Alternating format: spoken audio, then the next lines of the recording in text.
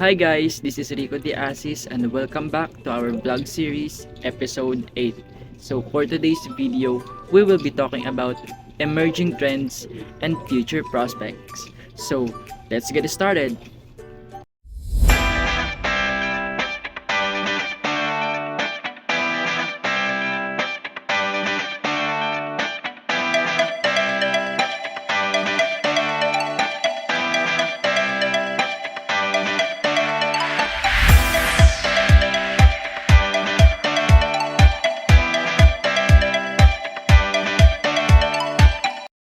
First, let's explore the current trends of monetary policy and banking. So, alam naman natin, nakikita naman natin na nagiging advanced na yung technology natin, 'di ba? Nagkakaroon na ng AI, 'di ba? Nagiging digital na lahat, kahit yung mga online banking, mga payment through online na din, yung magiging transaction, tsaka yung pagbabayad ay napapadali na, 'di ba?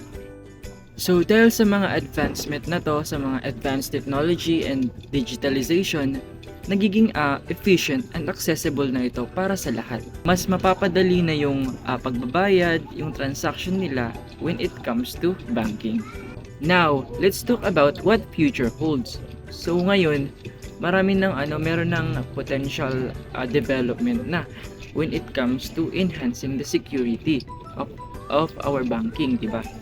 Tulad ng mga authentication, fingerprints, ganon. Yung mga blockchain para mas maging safe yung transaction natin at mas mapabilis at maging transparent. Lastly, let's discuss the evolving landscape and its implication for the future. Di ba nga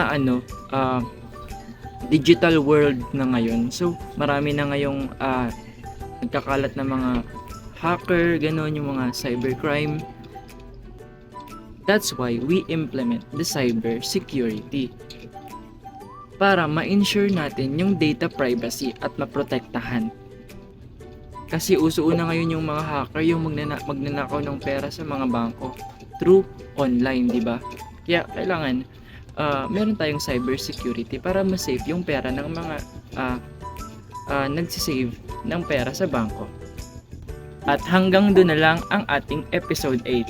So we have explored the emerging trends and future prospect in banking.